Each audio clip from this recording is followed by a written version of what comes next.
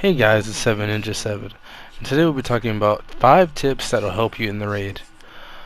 Number 1 is kind of like, everyone says this, but it's very important. I would say it's a little easier in this game, but let's be real, not everyone does it. Not all people are talkative. Look, communication is key, but also being spatially aware of what's around you, right? You need to know what enemies are in the area. You need to call it out. Like, this isn't something you need to just like let it happen. You know, call it out. But also be like, look, if they don't see it, if they don't have the ability to reaction time, if they're getting followed by a bunch of stuff, right? Maybe they're getting overwhelmed. Help them out. Like, this is a team effort at the end of the day. There's going to be some things in there, though, going back to communications, there's going to be some things in there that don't make sense at first. You're going to need to, like, figure out, like, what are the little cues and stuff that matter. I'll give a little tip for chapter 1, and really anytime you see an egg, if you notice, there's a modifier called eruption. Eruption, we found out eruption was the thing that was popping the eggs. We found that out in chapter 2, to be honest. We should have found that out in chapter 1, but we didn't really know why the egg was breaking. But, and I can actually say this because it was true. I had figured out, just by accident, when an Oni popped, like I killed an Oni and he fell right beside the egg, it did like a lot of damage. I'm talking about the egg was cracked, and I was like, oh, that's what's causing it. It's not even like us killing them near them. Yeah, that's helping because they're falling near there and eruption's blasting on it. But it's not about the the killing them around them. It's about the eruption. And so if no one would have said anything, maybe we would have eventually found it out. But most likely we would have not. Alright? And so it's like communication is key. Let's just be completely honest. You can't just do it like really, it's the same thing with survival, really. You can't just go in there and think you're going to win without at least, marking things, at least, saying key information, because not everyone's going to get it. Not everyone's going to understand. So next we're going to go on to our second thing. Yeah, I could have done like something there to transfer, but I didn't. Secondly, we're going to talk about having solid builds. Look, at the end of the day, you're probably thinking, like, what does that even mean? Well, you need to have a game plan, your strategy. You need something to fall back on at all times. Look, number one thing I always say is that just because it's good on paper doesn't mean it's good practically. Like, fire damage on someone that's using a bow, like a hunter using flame damage, that's good practically, and it's good on paper. But an opportunist assassin with a critical hit or even super strike is not practical. And even if you have a lot of status damage, even if you have a lot of status duration, it's still not going to be worth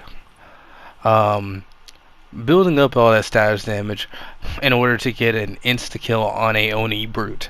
It's not the tankiest thing, it's just it happens to be the tankiest thing you're going to see more often. You can argue Sanctubar would be that, and I'll let you argue that Sanctubar would be someone you use that on. And I understand that, but here's the thing.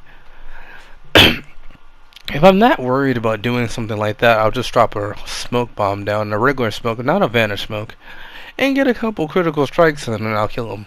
Versus trying to wait for opportunist, which you have to let the stagger happen, and the stagger may take a long time, and then depending on how much defense an enemy has, depends on how much damage your status is actually doing.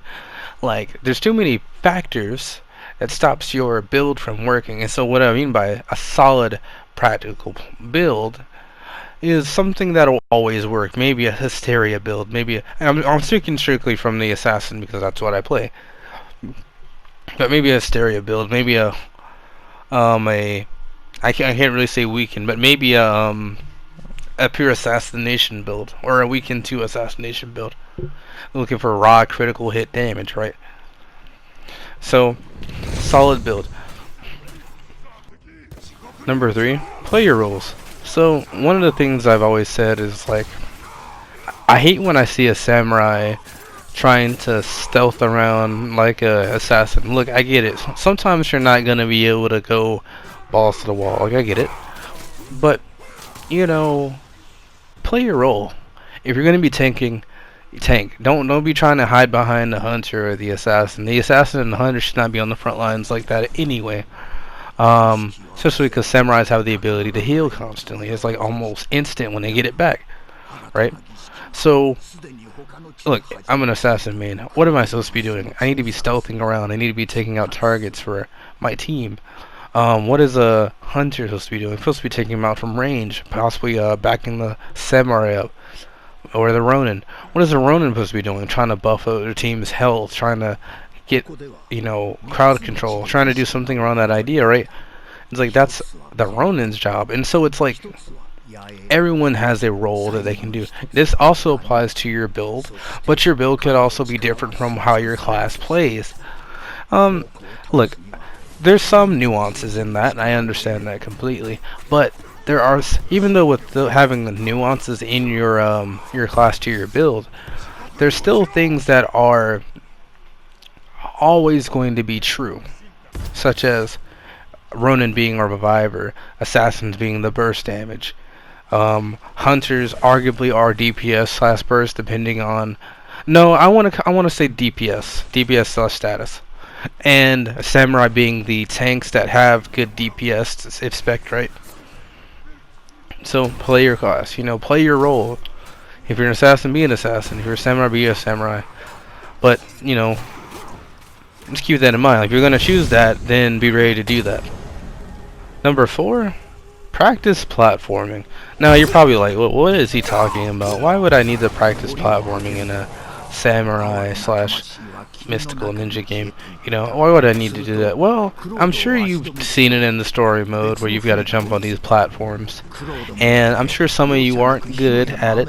All right, look, I always make this analogy. Well, not really analogy, but this well, I think it's an analogy. Look, if people in Fall Guys are real that are at the back, alright, just consider this idea. You see people playing Fall Guys and they're at the back. Those are real people, alright? Those aren't fake people. I'm not talking about round 2 and 3 where something happened. I'm talking about round 1 when people lose there. Those are real people, okay? So, practice your platforming, okay? There's no reason that you should be failing too often, but one of the things I will say is that there are some locations where platforming is like a lot harder. Like there's no oh, let me just get to the end, let me catch the little clip where it like pulls me back a little because it doesn't want me to automatically run off and then jump. You can't always do that. You gotta know the range you gotta jump. You gotta know how fast you need to be moving. And so it's like, that's why I say practice your platforming. Do a lot of, try to find missions where you can platform more. Try to jump from building to building,